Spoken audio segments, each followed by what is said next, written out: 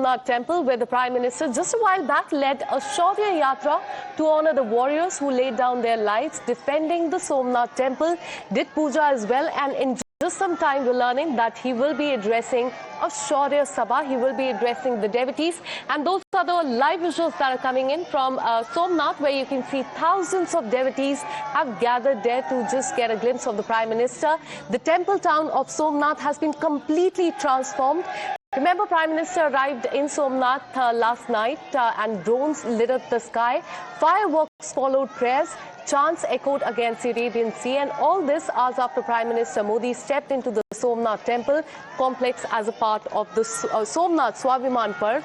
And this is not just an ancient stone. In fact, this is the ancient memory, a temple that was attacked and broken multiple times across the centuries and yet rebuilt again and again. Let's tell you what has happened and why this is quite crucial. Remember, 2026 marks 1,000 years since the first invasion of the temple and 75 years since the restoration in 1971. But let's tell you, for centuries, this sacred site remained a target for the foreign invaders, most notably the one in 1026 when Mahmud of Ghazni plundered this area and destroyed the sanctum as well. And now those visuals on your screen. Just a while back, the Prime Minister conducted a puja. There is what we are learning.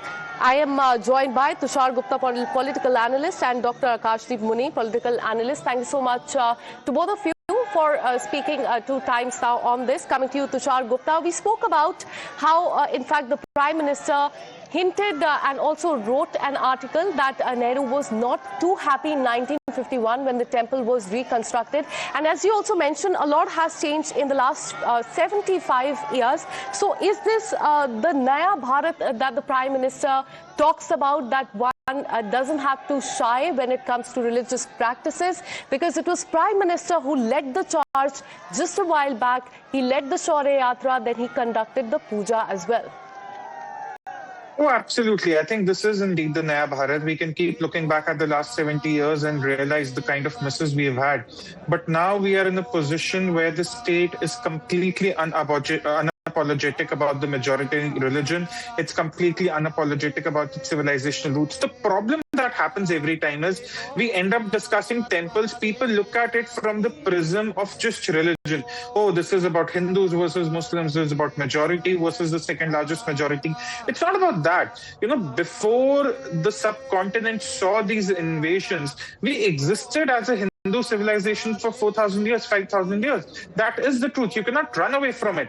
Sure, with the political dynamics around us today, it's always about the majority versus the minority. There's a lot of political appeasement that happens. Even the entire Ram Mandir was seen with the political prism because of the kind of, politics surrounded it. But at the end of the day, how can we deny that 1,000 years before and 4,000 years before, for those 1,000 years, we were a Hindu civilization. The Indus Valley civilization was not about religion, it was about the subcontinent. And from that civilization, today we are seeing what all we have today, what all we've been able to preserve, what all we've been able to, sustain across these millenniums.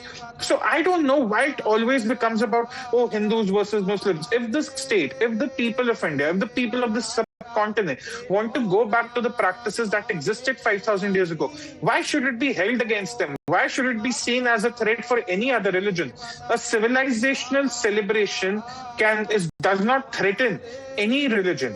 A civilizational celebration does not threaten any modern contemporary political ethos. This is some realization we really need to acknowledge. It's high time. Stop making everything about Hindu versus Muslim. Please realize we are just 80 years old in this republic. The civilization has lasted for 1,000 years more than that. Absolutely. And now a reaction has also come in from the Congress party, and I just want to read this out. Congress MP Imran Masood has said that every person has right to follow their tradition and custom of the religion. We also go to Hajj, but there's no need to make an event out of it. There is a need to take action as far as the attack on Bangladeshi Hindus are concerned, but there is no need to make it an event, is what the Congress party has said. On that, I want to bring in Dr. Akashdeep Muni. What do you have to say on this? Because this is a reaction that has just come in from the Congress party. See, the Congress is right in stating that religion is an individual matter. and it should not be an event for anyone. And it becomes very torturous when the event is transformed into hatred against a particular person or a community. Remember what the BJP spokesperson said when he said that in independent India, Pandit Nehru harbored the greatest hatred towards Lord Somnath, which was anything but true. We all know that, we all know that during November 12, 1947, at a public gathering in Junagadh, it was the cabinet Absolutely. of Nehru who acknowledged the restoration of the temple.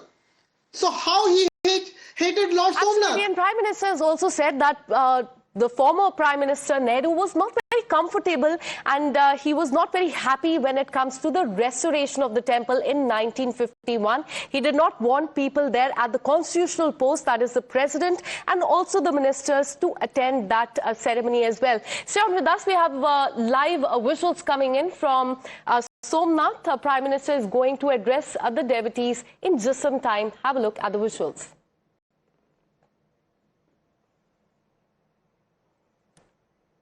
In fact, those are the visuals coming in from Somnath. In just some time, Prime Minister will be, in fact, addressing the crowd there, crowd of devotees who have come from all across the nation is what we're learning. Let's take you through what has happened till now.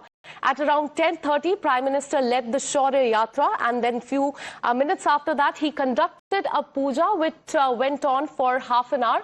And now he has come there at the stage, and he's all set to address the crowd there, and that is being called as Shaurya Sabha that he will be addressing in just some time. And those are the visuals coming in. Tushar Gupta, we are getting the visuals from Somnath, where Prime Minister is going to address the crowd. He will likely give the larger message of the history that should be remembered, that should be celebrated when it comes to the Somnath Temple as well. Oh, absolutely. I think it's a speech everyone is looking forward to. And talking about Imran Masood, who's saying it shouldn't be made into an event. Right. Well, the Congress is not a party to decide that. It's the will of the people. If the people are welcoming it, if the electorate is welcoming it, I don't think any Congress MP, MLA should have a problem with it. To the people who call this torturous, I think they're free to turn off their televisions and sit in their houses. They are not sort of being forced to watch this. The people who want to celebrate this will turn on their televisions, be on the spot, be on the roads. Even when the Ram Mandir consecration ceremony happened in 24, there were people who were celebrating, there were people who skipped the celebration. So it's completely a personal choice. But to say it shouldn't be made into an event, or the electorate or the majority of people should not be celebrating it, I think that's really a very narrow way of looking at things. Again, I am of the opinion there is no point looking back at what Nehru did. It's very clear what he did and what he did not do. I think what we need to look is at the future. In the future, when going forward with such events, with such celebrations, with such civilizational, cultivation, we have to understand that this is not about Hindu versus Muslim. The civilization existed 5,000 years ago, and the invasions only began 800, 900 years ago. So the civilizations has outlived tremendously all these barbaric invasions that we've been witnessing in the last 1,000 years.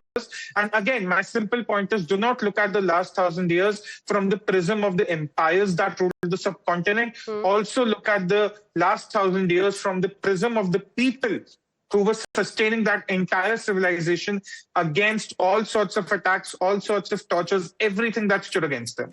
Absolutely. Stay on with us. In fact, Deputy Chief Minister of Gujarat, Harsh Sanghvi, is speaking. Listen in. हमारा रोम रोम गर्वित है।